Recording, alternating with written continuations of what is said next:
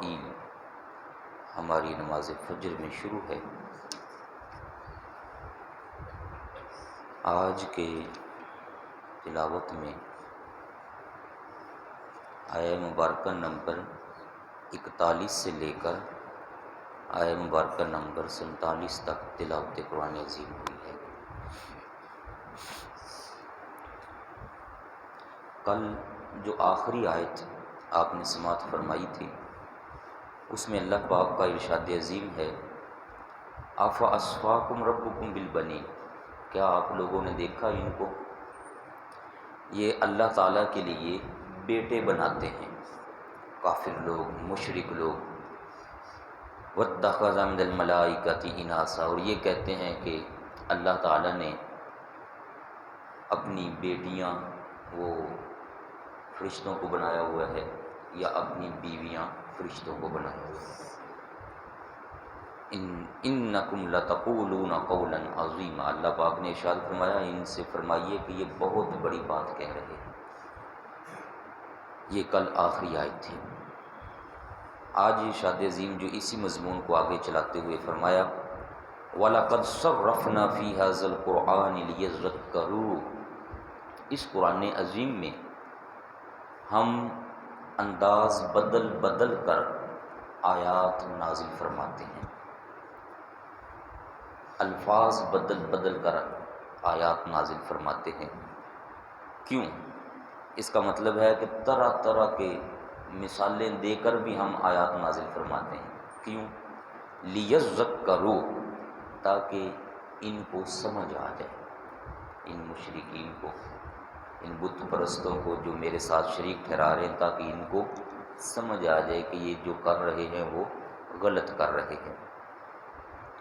وما یزیدہم الا نفورا، لیکن ان کی گستاخیاں، بے ادبیاں جو اللہ تعالیٰ کی ذات کے ساتھ ہیں، نبی کریم صلی اللہ علیہ وآلہ وسلم کی ذات کے ساتھ ہیں، وہ اس قدر ہیں جب بھی یہ کوئی آیت سنتے ہیں تو اس کی وجہ سے بجائے ہدایت کی طرف آنے سے یہ مزید نفرت میں چلے جاتے ہیں۔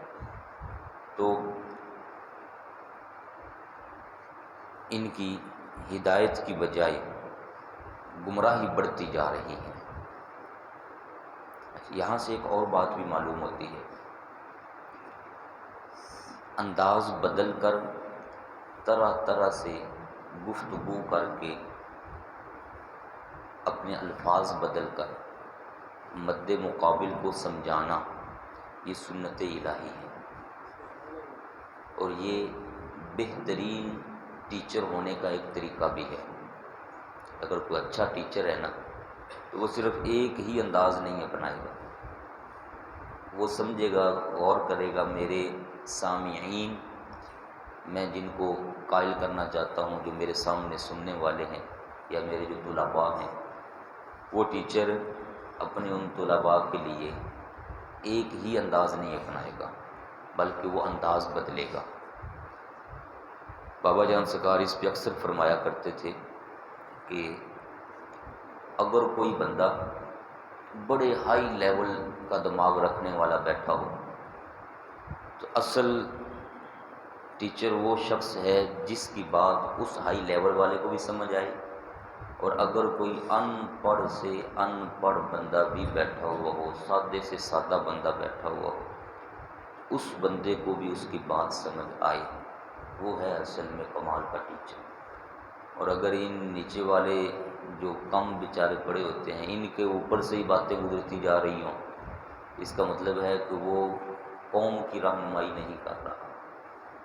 اس لیے آپ پھر بابا جان سرکار یہ انداز اپنایا کرتے تھے۔ جب آپ جایا کرتے تھے نا کسی یونیورسٹی میں تو وہاں آپ کی گفتگو انگلش کے اندر ہوا کرتی تھی، ان کے لیول کے مطابق۔ جب آپ انگلینڈ گئے تو وہاں ایئرپورٹ پہ انہوں نے آ کے آپ سے، میڈیا والوں نے آپ سے جب انٹرویو کیا تو آپ نے جب انگلش میں گفتگو کی تو آپ کے ساتھ ایک بندہ تھا، وہ بابا جی کے منہ کو دیکھنے لگا، کہتے ہیں مجھے تو پتہ ہی نہیں تھا کہ آپ کی اتنی ہائی لیول کی انگلش ہے۔ اور پھر جب آپ وہاں دورے کر رہے تھے مختلف ایریوں میں تو وہاں آپ کی ساری گفتگو وہاں کے لوگوں کے حساب کے مطابق ہوتی تھی، اور کہ یہ آپ کی ایسی گفتگو بھی ہم نے سنی. جب آپ پنڈوں کے اندر جاتے دیہاتوں میں، وہاں آپ کی ٹھوس سادہ پنجابی میں گفتگو ہوتی، اور سادہ سی مثالیں، مجھاں دیاں مثالاں، گاواں دیاں مثالاں، مجھاں دے کٹے کٹیاں دیاں مثالاں، وہ آپ نے دے کر تو ان لوگوں کو سمجھانا. یہ جو ایکڑ ہوتے ہیں، کلے زمین فصل، ان کی مثالیں دینی. وہ جو کھالے بنے ہوتے ہیں جن میں سے پانی بہہ کر جا کے فصلوں کو لگتا ہے، ان کھالوں کی مثالیں دینی، ٹریکٹروں کی مثالیں، ٹلروں کی مثالیں دینی آپ. تو وہ جو بڑی گفتگو بڑے لیولوں پر سن چکے ہوتے تھے، وہ سمجھتے تھے کہ یار یہ کیسی گفتگو یہاں پر ہوگی. تو یہ اللہ تبارک و تعالیٰ کی سنت مبارکہ ہے کہ وہ بدل بدل کر آیات، طریقہ، احکامات، مثالیں، انداز، الفاظ، وہ یہ قرآن عظیم کو نازل فرماتا ہے. ہم قرآن عظیم پہ غور کریں تو سورہ یہ حضرت سیدنا موسیٰ علیہ السلام کا واقعہ یہ سب سے زیادہ بیان ہوا ہے، حضرت موسیٰ علیہ السلام کا. اور ہر جگہ سیم لفظ نہیں ہے، ہر جگہ الفاظ بھی چینج ہیں، ہر جگہ پر پیچھے آگے مثالیں بھی چینج ہیں، انداز بھی چینج ہے، اور بھی کئی ایسی احکامات کی آیات ہیں. تو یہ ہمیں بھی اس میں سے ایک سبق لینا چاہیے کہ جب کسی سے گفتگو کریں تو اس بندے کا جو آئی کیو ہے، لیول ہے سمجھنے کا، اس کو مد نظر رکھ کے اس کے مطابق گفتگو کی جائے گی تو انشاءاللہ تعالیٰ اس کا رزلٹ اچھا نکلے گا. بعض دفعہ والد اپنے بچے کے لیے جو انداز اپنا رہا ہوتا ہے بڑا سخت انداز ہوتا ہے، اور وہ انداز بعض دفعہ اپنا لیتا ہے جو دشمنوں کے ساتھ اپنایا جاتا ہے. جب بچہ بڑا ہو جائے، نافرمان ہو، تو پھر والد اس کے ساتھ سخت نفرت کرتا ہے، بولنا بند کر دیتا ہے اور الفاظ سختی والے استعمال کر رہا ہوتا ہے. جب کہ وہ دیکھ رہا ہے کہ میرے اس انداز کا اثر نہیں ہو رہا، تو پھر اب اس بچے کے ساتھ بجائے وہ انداز اپنانے کے، وہ انداز اپنانا چاہیے جو بچپن میں ہم اس کو کھانا کھلانے کے لیے اپنایا کرتے تھے. چھوٹے بچے ہوتے ہیں نا، تو اس کے ساتھ جو انداز اپنایا تھا پھر بچوں کے ساتھ وہ انداز اپنائے. بچہ بچہ ہی ہے، کیا ہوا اکڑ گیا، تو چھوٹے بچے بھی اکڑ جایا کرتے ہیں. ان کو پھر ایسے کر کے اپنے قریب کر کے بغل کے اندر لے کر پیار کر کے میرا بیٹا ایسے ایسے کریں گے نا، تو بچہ خود ہی کہے گا ابا یہ نا بچہ تھوڑا رہ گیا نا. تو پتر بچہ نہیں ہے تو پھر بچہ نہیں رکھتا کیوں کرنا ہے. پھر وہاں اس کو کہے چلو میں اپنے ہاتھوں سے تمہیں کھانا کھلاتا ہوں، لو. وہ ایسے ایسے اس کا دل نرم ہو جائے. یہ انداز بدلنے چاہیے، بدل بدل کر جب طریقہ اپنائیں گے. اللہ تعالیٰ ارشاد فرماتا ہے صرفنا، ہم بدل بدل کر طرح طرح کے انداز اپنا کر ان کے سامنے اپنے قرآن عظیم کی آیات نازل فرما رہے ہیں. اب اس میں ایک اور سوال کا جواب بھی ہو گیا. بعض دفعہ یہ سوال کیا جاتا ہے کہ ایک ہی طرح کا حکم اللہ تعالیٰ نے جگہ جگہ نازل فرمایا ہوا ہے، ایک ہی طرح کی آیت جگہ جگہ نازل فرمائی ہوئی ہے، تو بجائے اس کے کوئی اور حکم نازل فرما دیتا ہے. نعوذ باللہ من ذالک. یہ فطور جن کے دماغوں میں اس طرح کا سوال کرتے ہیں، اس کا جواب بھی اس میں آ گیا کہ ہر جگہ پر حکمت ایک نئی اپنائی جاتی ہے جو اللہ تبارک و تعالیٰ جانتا ہے، ہم لوگ نہیں جانتے. تو اس لیے اللہ تعالیٰ کے انداز پہ اعتراض کرنا حقیقت میں اپنی سوچ پر اعتراض ہوتا ہے. سمجھنے کے لیے ہو تو کوئی حرج نہیں ہے. آگے ارشاد فرمایا قُل لَوْ كَانَ مَعَهُ آلِهَةٌ، اگر اللہ تعالیٰ کے ساتھ کوئی اور معبود ہوتا. آپ صلی اللہ علیہ وآلہ وسلم ان سے فرمائیں اگر کوئی اور بھی الہ ہوتا، کما یقولون، جیسے یہ کہہ رہے ہیں، کافر جیسے کہتے ہیں، اذا لابتغوا الی ذی العرش سبیلا، تو وہ ضرور عرش الہی کا راستہ ڈھونڈ چکا ہوتا. اگر کوئی اور الہ ہوتا تو وہ ضرور عرش الہی کا راستہ ڈھونڈ چکا ہوتا. اگر وہ نہیں تو یہ کافر عرش الہی تک کا راستہ ڈھونڈ چکے ہوتے اگر کوئی اور الہ ہوتا. اس کا مطلب کیا ہے؟ اگر دو الہ ہوتے یا تین ہوتے یا چار ہوتے تو وہ آپس میں ایک دوسرے کے مد مقابل ہوتے، ایک دوسرے کے مخالف ہوتے. کیونکہ جو حاکم ہوتا ہے، حقیقی حاکم تو اللہ تبارک و تعالیٰ ہی ہے. یہاں ہم یہ دنیاوی جو حکماء ہیں ان ہی کو دیکھ لیں، دور نہ جائیں، اپنے ملک ہی میں رہ جائیں، تو یہاں کئی طرح کی پارٹیاں بنی ہوئی ہیں، پارٹیوں کے نام آپ کو آتے ہیں۔ ایک پارٹی چاہتی ہے کہ ہمارا جو بندہ ہے وہ ملک کے نظام کے اوپر آئے، وزیر اعظم بنے یا صدر بنے۔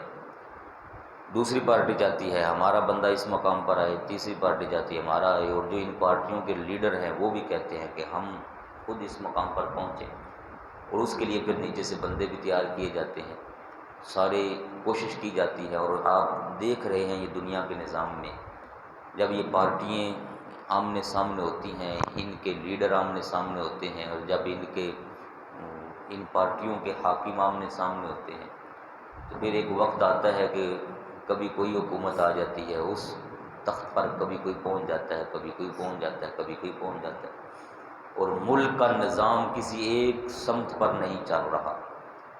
کبھی کوئی انداز بدلے جا رہے ہیں، کبھی کوئی قانون بدلا جا رہا ہے، کبھی کسی قانون کو کیا کہا جا رہا ہے، کبھی کہا کہ جو پارٹی نہیں آتی ہے وہ اپنے طرح کے احکامات جاری کر دیتی ہے، پرانے کو وہ پھینک دیا وغیرہ وغیرہ۔ اللہ پاک فرماتا ہے اگر میرے ساتھ بھی کوئی اور الہ ہوتے، معبود ہوتے، پھر یہی ہوتا کیا؟ کوئی دوسرا معبود کہتا کہ جی میرے جو پوجنے والے ہیں ان کے لیے میں سورج کو کسی اور طرف سے نکالنا چاہتا ہوں، اور کوئی تیسرا معبود کہتا ہے کہ جو میرے چاہنے والے ہیں میں ان کے لیے سورج کو کسی اور طرف سے نکالنا چاہتا ہوں، غروب کسی اور طرف کرنا چاہتا ہوں۔ یہ نظام درم برم ہو کے رہ جاتا۔ کوئی کہتا کہ میں اپنے چاہنے والوں کے لیے اب بارش نازل کرنا چاہتا ہوں، کوئی کہتا کہ جی نہیں اب بارش نہیں میں نے ان کو دینی، اب میں ان کو دھوپ دینی ہے۔ تو ایسی کیفیت میں یہ جو نظام کائنات ہے یہ درم برم ہو کے رہ جاتا، اور پھر یہ سارے کوشش کرتے، اگر کوئی اور معبود ہوتے تو وہ سارے کوشش کرتے کہ وہ عرش الہی تک پہنچ کر اپنا جو اصل حاکمیت ہے اس کو چمکا سکے۔ اور یہ جو بتوں کی پوجا کرنے والے یہ کافر ہیں، یہ کہتے ہیں کہ یہ بت ہمارے معبود ہیں، یہ بت ہمارے معبود ہیں۔ اگر یہ معبود ہوتے تو یہ ان اپنے چاہنے والوں کو عرش الہی تک لے جا چکے ہوتے، لیکن ایسا نہیں ہوا۔ تو جب سے یہ لگے ہوئے ہیں بت پرستی میں تب سے ایسا نہیں ہو پا رہا۔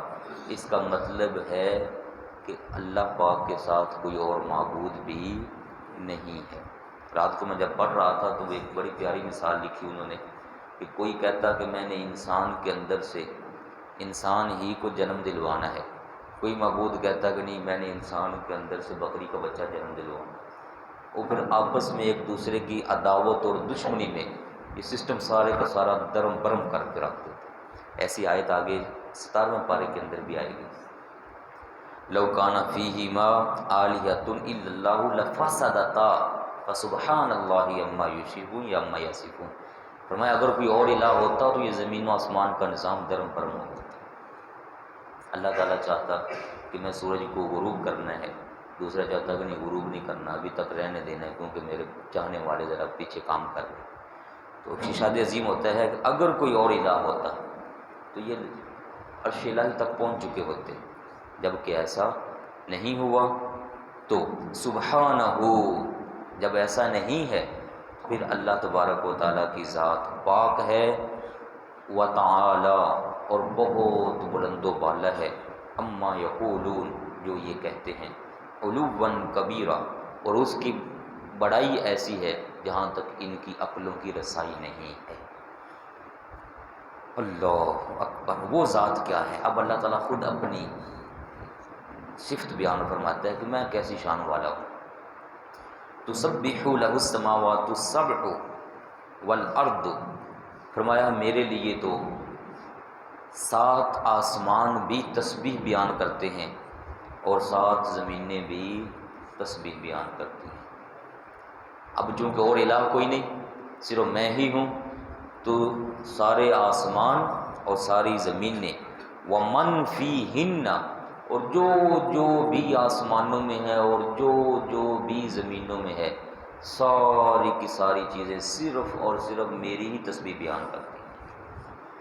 اللہ تعالیٰ کے ساتھ کسی اور کی عبادت یا تسبیحات نہیں کی جا رہی ہیں، صرف اسی کی ہو رہی ہیں۔ وَإِن مِّن شَيْءٍ، اور کوئی بھی شے جب تسبیح کرتی ہے بِحَمْدِهِ، اس کے ساتھ ساتھ اس کی حمد بھی کرتی ہے۔ وَلَٰكِن لَّا تَفْقَهُونَ تَسْبِيحَهُمْ، لیکن تم لوگ ان کی تسبیح کو نہیں سمجھ سکتے، تو تسبیح کیا کرتی ہے۔ إِنَّهُ كَانَ حَلِيمًا غَفُورًا، بے شک وہ حلم والا ہے، بردبار ہے اور بخشنے والا ہے۔ اس پر اگر آپ کے ذہن میں ہو تو پیچھے سورہ نحل کی تفسیر میں کافی چیزیں ہم نے ڈسکس کی تھیں کہ اللہ تعالیٰ کی تسبیح ہر چیز بیان کرتی ہے۔ حضرت سیدنا ابن عباس رضی اللہ تعالیٰ عنہ کی سے روایت ہے، آپ صلی اللہ علیہ وسلم ایک جگہ سے تشریف لے جا رہے تھے، دو قبروں پر سے گزر ہوا، اسی بخاری شریف کی روایت ہے۔ تو آپ نے ایک کھجور کی شاخ منگوائی، اس کے دو ٹکڑے کر دیے، ایک قبر پر ایک حصہ رکھ دیا، دوسری قبر پر دوسرا حصہ رکھا، اور آپ نے فرمایا کہ ان دونوں قبروں والوں کو عذاب ہو رہا تھا، اور یہ تر شاخ، سبز شاخ میں نے ان کے اوپر رکھی ہے، جب تک یہ سبز رہے گی، تر رہے گی، یہ اللہ تعالیٰ کی تسبیح کرتی رہے گی، اور اس تسبیح کی وجہ سے مجھے امید ہے اللہ تعالیٰ ان قبر والوں کے عذاب کو ہلکا فرما دے گا۔ شاخیں بھی تسبیح پڑھتی ہیں، یہ جو درخت جھومتے ہیں یہ بھی تسبیح پڑھتے ہیں، اللہ تعالیٰ کی شان بھی بیان کرتے ہیں۔ یہ ہوائیں جو چلتی ہیں، درخت لہلاتے ہیں، یہ بھی تسبیح بیان کرتے ہیں۔ پرندے جو ہوا میں اڑ رہے ہوتے ہیں، وَالطَّيْرُ صَافَّاتٍ، یہ 18ویں سپارے کے اندر آیت موجود ہے۔ فرمایا پرندے جب ایسے ایسے جاتے ہیں تو اللہ تعالیٰ کی حمد و ثنا اور تسبیح بیان کرتے ہوئے جا رہے ہوتے ہیں، ہم سمجھتے ہیں وہ ہوا میں لہلہا رہے ہیں، اللہ تعالیٰ فرماتے ہیں وہ میرے ذکر میں جھوم رہے ہوتے ہیں۔ بندہ بھی ذکر کرتا ہے نا کبھی، اللہ تعالیٰ فرماتا ہے وہ پرندے میری یاد میں جھومتے ہیں، ہواؤں کے اندر اللہ کا ان کو اڑا رکھا ہوا ہے، وہ فضاؤں کے اندر تسبیح بیان کر رہے ہوتے ہیں۔ ایک دفعہ حضرت سیدنا خواجہ حسن بصری علیہ رحمہ، آپ کھانا کھانے کے لیے دسترخوان پر تشریف فرما ہوئے، اس وقت جو دسترخوان لگایا گیا خوان وہ لکڑی کا بنا ہوا تھا، اوپر پھٹا نما نیچے، اور اس کے اوپر کھانا لگایا گیا۔ تو آپ کا ایک مرید آپ سے پوچھتا ہے کہ حضرت یہ آپ کے سامنے آیا ہے تو کیا اس نے تسبیح کی؟ تو آپ فرمانے لگے کہ میں نے خود اس کی تسبیح سنی ہے، لیکن جب یہ تازہ تازہ بنایا گیا تھا تب میں زیادہ سنا کرتا تھا، جب سے یہ خشک ہو گیا نا تب سے اس کی تسبیح کی آواز مجھے نہیں آتی۔ حضرت سیدنا عبداللہ ابن مسعود رضی اللہ تعالیٰ عنہ صحابی رسول ہیں، بڑی شان والے صحابی ہیں، یہ فرماتے ہیں، یہ صحیح بخاری شریف کی روایت ہے، جلد نمبر 1 صفحہ نمبر 504 کے اوپر فرماتے ہیں جب کریم آقا صلی اللہ علیہ وآلہ وسلم کھانا تناول فرمایا کرتے تھے تو جو کھانا آپ کے سامنے لایا جاتا تھا وہ کھانا جو تسبیح کرتا تھا وہ تسبیح ہم اپنے کانوں سے سنا کرتے تھے، وہ کھانا جو تسبیح کرتا تھا۔ اب کھانا سامنے آ چکا ہوا ہے، روٹی وغیرہ جو بھی تیار ہوا ہے، وہ کھانا تسبیح کر رہا ہے، سبحان اللہ کہتا ہے۔ تو حضرت سیدنا عبداللہ ابن عباس فرماتے ہیں کنا نسمع، ہم خود تسبیح سنا کرتے تھے۔ یہ کائنات کی چیزیں تسبیح کرتی ہیں۔ ایک روایت میں آتا ہے جب کبھی جاؤ نا، یہ باہر آج کل تو واش روم بن گئے ہیں گھروں کے اندر، یا واش روم میں جا کے استنجا وغیرہ کر لیا جاتا ہے، پچھلے دور میں چلے جائیں تو یہ باہر جانا پڑتا تھا زمینوں میں، دور زمینوں میں جا کے فصلوں وغیرہ سے بچ کر، تو وہ ڈیلے استعمال کیے جاتے تھے استنجا کے لیے۔ یہاں تک لکھا ہے فقہاء مفسرین نے کہ جب ایسے مقام پر جاؤ تو اس ڈیلے سے پہلے کہنا چاہیے، اس کو پکڑو، اس کو ٹھوکر لگاؤ اور اسے کہو اسکت عن ذکر اللہ، اللہ تعالیٰ کے ذکر کرنے سے چپ ہو جا، اللہ پاک کے ذکر کرنے سے چپ ہو جا، یہ اس کو کہنا چاہیے۔ اگر کوئی نہ بھی کہے تو پھر بھی استعمال کر سکتے ہیں، میں ویسے ایک مسئلہ بتانے لگا ہوں، اس کو کہنا چاہیے اسکت عن ذکر اللہ، چپ ہو جا اللہ پاک کے ذکر سے۔ جب ایک دو بار اسے کہہ لو گے تو فرمایا اس زمین کو پتہ ہے کہ اسے کیا کہا جا رہا ہے۔ جیسے کل ہم ذکر کر رہے تھے نا کہ سارے حصے کو پتہ ہے میرے ساتھ تسبیح وغیرہ میرے اوپر بندہ کیا کر رہا ہے، یہ گواہی دے گی۔ تو وہ ڈیلا جو اللہ تعالیٰ کی یاد میں مشغول تھا اس کو کہیں چپ ہو جائے، جب وہ چپ ہو جائے گا تو اس سے بندہ اپنی حاجت پوری کر سکتا ہے۔ اور ایک روایت میں فرمایا کہ کئی چیزیں کائنات کی تم انسانوں سے مخفی کر دی گئی، تم آوازیں نہیں سن سکتے، یہ آوازوں کا نہ سننا یہ تمہارے لیے اللہ پاک نے رحمت بنایا ہوا ہے۔ اگر تم آوازیں سن سکتے ہوتے تو یہ زمین پر قدم رکھنا تمہارے لیے دشوار ہو جاتا، تم چل نہ سکتے، اور کوئی بھی کائنات کی چیز سے تم فائدہ حاصل نہ کر سکتے اگر تم ہر چیز کی آواز سن سکتے تو۔ یہ جو جانور ہم ذبح کر رہے ہوتے ہیں، کاش کبھی ان کی آوازیں ہم سمجھ جائیں کہ یہ کیا کہہ رہے ہوتے تو ہم تو جانور ذبح نہ کر پاتے۔ وہ مچھلی جو تل کر کھائی جاتی ہے، فش، اگر اس کی بولی ہم سمجھ جائیں تو ہمیں وہ دشواری ہو۔ کائنات کی کوئی چیز ہم نہ کھا سکتے، استعمال نہ کر سکتے۔ اللہ پاک کی یہ رحمت ہے کہ ہمیں نہیں سمجھ آتی کہ یہ کیا چیزیں کیا کر رہی ہیں، یہ بھی بہت بڑی رحمت ہے۔ اللہ پاک ارشاد عظیم فرماتا ہے تم نہیں سمجھ پاتے کہ ان کی تسبیح کیا ہے۔ سورہ الرحمن کے اندر پہلی آیات طیبات میں اگر ہم غور کریں تو وہاں ایک آیت ہے وَالنَّجْمُ وَالشَّجَرُ يَسْجُدَانِ، وَالنَّجْمُ وَالشَّجَرُ يَسْجُدَانِ۔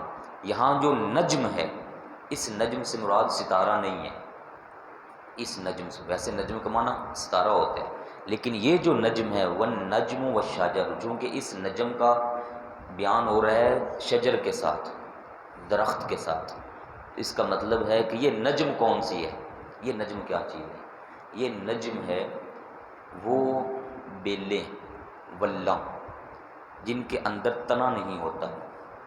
یہ تنا جو کھڑا کرتا ہے نا درخت کو، جس کے آگے شاخیں بن جاتی ہیں، وہ نجم جن کے ساتھ، یہ مثال کے طور پر جیسے بیل ہوتی ہے، توریوں کی بیل، کدو شریف کی بیل ہوتی ہے، کھیرے کی بیل ہوتی ہے، تربوز کی بیل ہوتی ہے، یہ بیلیں جو بیلیں ہوتی ہیں، ان بیلوں کو کہا جاتا ہے النجم۔ تو اللہ پاک فرماتا ہے یہ پڑی ہوئی ویلیں ہوں یا پھر الشجر، تن آور درخت ہو جن کے اندر تنا ہے اور آگے شاخیں ہیں، فرمایا یہ بیلیں اور یہ درخت سارے کے سارے مجھے سجدہ کرتے ہیں۔ وَالنَّجْمُ وَالشَّجَرُ يَسْجُدَانِ، یہ بھی مجھے سجدہ کرتے ہیں۔ تو اللہ پاک ارشاد عظیم کائنات کی ہر شے، کوئی ذوی العقول ہے یا ذوی العقول نہیں ہے، روح والی ہے۔ یہ تین قسمیں انہوں نے بیان کی ہیں۔ ایک ہیں ذی روح اشیاء، جن کے اندر روحیں ڈالی گئی ہیں، حیوان، چاہے وہ عقل والے ہیں یا عقل نہیں رکھتے، تو یہ بھی سارے تسبیح کرتے ہیں۔ دوسری وہ چیزیں جو روح والی تو نہیں ہیں لیکن ان میں نشو و نما پائی جاتی ہے، جیسے درخت ہیں، بیلیں ہیں، یہ بڑھتی ہیں، یہ بھی۔ اور تیسرے نمبر پر وہ جمادات جن میں بڑھنا بھی نہیں پایا جاتا، وہ پتھر ہیں، زمین ہے، یہ ریت کے ذرے ہیں، یہ ہر طرح کی چیز اللہ تعالیٰ کی تسبیح بیان کرتی ہے۔ کیونکہ یہ سب جانتے ہیں ہمارا خالق کون ہے، اللہ۔ کون خالق ہے جی؟ سارے بولیے گا، کون خالق ہے؟ کون خالق ہے؟ کائنات کی ہر شے جانتے ہیں۔ اللہ تعالیٰ یہ فرما رہا ہے کہ یہ ساری چیزوں کو پتہ ہے، ہر چیز کو پتہ ہے کہ میری تسبیح بیان کرتی ہے اور میں ان کا خالق ہوں، لیکن یہ انسان بت پرست ایسا اندر سے نکلا ہے جو کہتا ہے کہ نہیں، میں نے پوجا کسی اور کی کرنی، عبادت کسی اور کی کرنی، اور اتنی شانوں والا میں ہوں اور میرے ساتھ اپنے ہی ہاتھوں سے بنائی گئی ان مورتیوں کو وہ میرا مد مقابل بنا کر میرے ساتھ شریک ٹھہراتا ہے۔ اس لیے اللہ پاک نے فرمایا کہ میں میدان حشر میں بھی جب کوئی بندہ آئے گا تو میں ہر طرح کا گناہ معاف کر دوں گا، لیکن جس نے میرے ساتھ شریک ٹھہرایا ہوگا میں وہ شرک والا گناہ کبھی معاف نہیں کروں گا۔ یہ دو آیتیں قرآن عظیم میں، ان اللہ لا یغفر ان یشرک بہ ویغفر ما دون ذلک لمن یشاء، جس کے لیے چاہے گا جو گناہ چاہے معاف فرما دے، لیکن شرک والا گناہ وہ کبھی معاف نہیں کرے گا۔ شرک سے اپنے آپ کو ہمیں ہمیشہ بچانا ہے۔ شرک دو طرح کا ہوتا ہے، شرک فی الذات اور شرک فی الصفات۔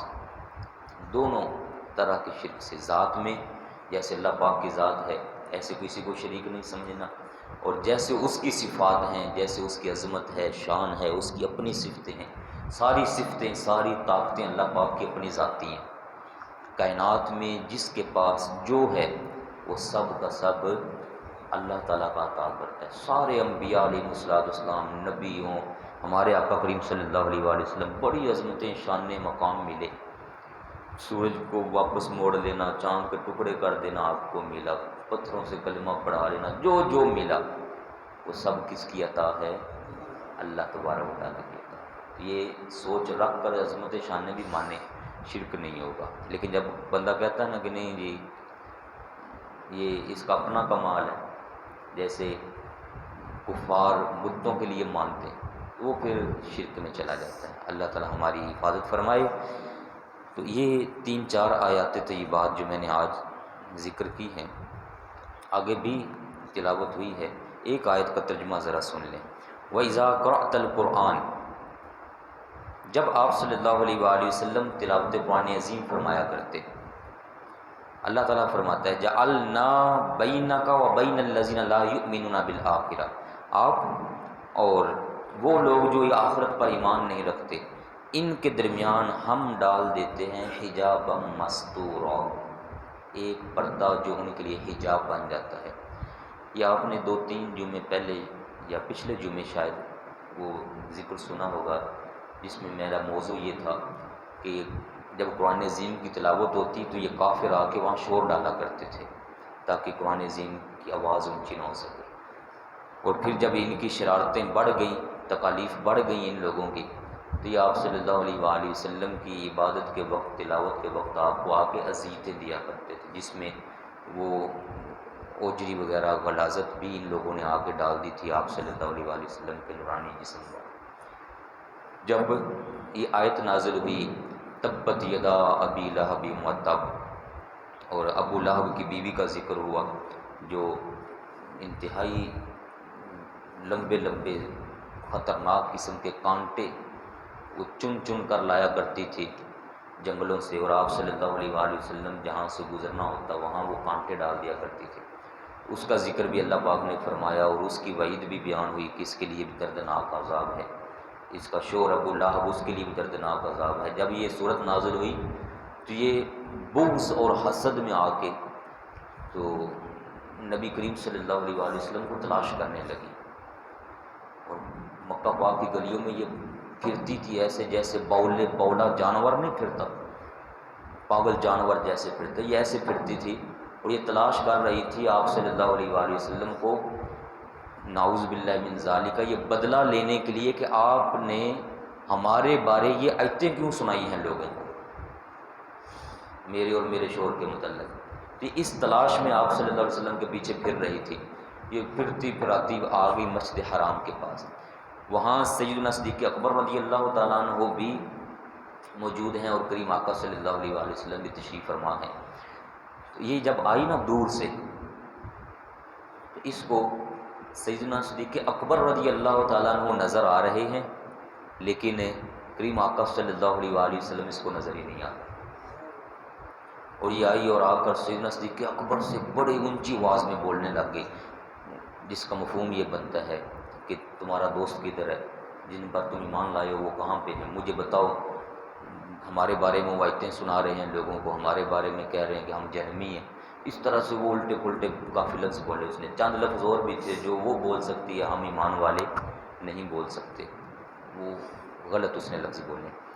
سیدنا صدیق اکبر رضی اللہ عنہ چپ کر کے اس کو دیکھتے رہے، وہ بار بار پوچھتی ہے کہاں ہے وہ، کہاں ہے وہ، کہاں ہے وہ، تو آپ سمجھ گئے آپ میں یہ اندھی ہو چکی ہوئی ہے، یہ اندھی ہو چکی ہوئی ہے، اس کو نظر نہیں آ رہا، اس وجہ سے یہ ایسے بول رہی۔ جب وہ چلی گئی بول بول کے تھک گئی تو چلی گئی، سیدنا صدیق اکبر رضی اللہ تعالیٰ عنہ عرض کرتے یا رسول اللہ صلی اللہ علیہ وسلم، یہ آپ کو دیکھ نہیں رہی تھی؟ آپ میرے پاس بیٹھے ہیں، میں آپ کے پاس حاضر خدمت ہوں، یہ دیکھ نہیں رہی تھی آپ کو؟ آپ صلی اللہ علیہ وآلہ وسلم نے فرمایا کہ اس کے شر سے اللہ پاک نے میری حفاظت فرمائی اور اس کی آنکھوں کے آگے پردے ڈال دیے، یہ تمہیں دیکھ رہی تھی، مجھے نہیں دیکھ رہی تھی۔ اللہ تعالیٰ ارشاد عظیم فرماتا ہے جب آپ قرآن عظیم کی تلاوت کرتے ہیں اور یہ گستاخ لوگ آپ کی بے ادبی کرنا چاہتے ہیں، قرآن عظیم کی بے ادبی کرنا چاہتے ہیں، تو اب یہ ہمارا سسٹم ہے، جعلنا بینک وبین الذین لا یؤمنون بالآخرۃ حجابا مستورا، ہم ایک پردہ ڈال دیتے ہیں جو حائل ہو جاتا ہے۔ اب وہ پردہ ایسا نہیں ہے کہ جیسا پردہ ہو جو نظر بھی آ رہا ہو، نہیں، وہ قدرت باری تعالیٰ ہے کہ ان کی آنکھوں کے آگے پردہ آ گیا، وہ دیکھ نہیں پاتے، باقیوں کو دیکھ رہے ہیں لیکن آقا پاک کو نہیں دیکھ پا رہے، اور جو آپ تلاوت کر رہے ہیں پھر وہ تلاوت بھی نہیں سن پا رہے ہوتے کیا تلاوت ہو رہی ہے۔ اللہ تعالیٰ اس پاک کلام کو ہمیشہ کے لیے محفوظ رکھے ہوئے ہے، اور انشاءاللہ تعالیٰ قیامت تک یہ محفوظ رہے گا۔ ہمارے لیے بہت بڑی نعمت ہے اللہ پاک کی کہ اس نے یہ قرآن عظیم ماننے کی ہمیں توفیق عطا فرمائی ہے، ہم اس پر ایمان رکھتے ہیں الحمدللہ، کسی قسم کی غلط سوچ، غلط نظریے ہمارے اندر نہیں آتے، کہ اس کا بڑا فضل ہے۔ دعا کریں اللہ تعالیٰ اس فضل کو ہمیشہ ہمارے اوپر قائم دائم رکھے، فرمائے ہی رکھے، اور آخری وقت جب موت آئے ہمیں تو اللہ تعالیٰ کامل حالت ایمان میں موت عطا فرمائے، یہ اصل میں کامیابی ہے۔ وما علینا الا البلاغ المبین۔ بسم اللہ الرحمن الرحیم، اس کو دعا دیتے ہیں۔ بسم اللہ الرحمن الرحیم، الحمدللہ رب العالمین، والصلاة والسلام علی سید الانبیاء والمرسلین وعلی آلہ واصحابہ الطیبین الطاہرین۔ یا رب العالمین، نماز فجر کی حاضری اپنی بارگاہ میں قبول فرما، یہاں جن بھائیوں نے آ کر تیرے پاک گھر کو آباد کیا مولا ان سب کے گھروں کو آبادیاں عطا فرما، عزت آبرو کی حفاظت فرما، مال جان میں برکتیں نصیب فرما، حاضرین کی حاجات جو جائز تمنائیں ہیں مولا سب کو اپنے فضل سے پورا فرما۔ آج جو دن ہے تاریخ کے حوالے سے، یہ غیر مسلم قادیانیوں کو غیر مسلم قرار دینے کا دن ہے مولا تاریخ کے حساب سے، اور ختم نبوت کی حفاظت کا دن ہے جس میں بڑے علماء نے قربانیاں دیں اور ہر طرح کے لوگوں نے مل کر مسلمانوں نے قربانیاں دی مولا، ان تمام شہداء کی قربانیوں کو اپنی بارگاہ میں قبول فرما، اور اب جو موجود ہیں یا آنے والے وقت میں مولا ختم نبوت کے متعلق ایمان والوں کو سنجیدہ ہو کر کام کرنے کی توفیق عطا فرما، اور ختم نبوت کا مسئلہ اور عقیدہ سمجھنے کی توفیق نصیب فرما۔ جو حکمران ہیں وقت کے یا آگے پیچھے پوری دنیا کے مولا، ان تمام مسلمانوں کو صحیح طور پر ہمارے آقا مولا امام الانبیاء صلی اللہ علیہ وآلہ وسلم کا منصب ختم نبوت سمجھ کر اس پہ پہرا دینے کے لیے اپنی خدمات سر انجام دینے کی توفیق عطا فرما۔ حسبنا اللہ ونعم الوکیل ونعم المولا ونعم النصیر، وصلی اللہ علی حبیبہ سیدنا محمد وآلہ واصحابہ اجمعین۔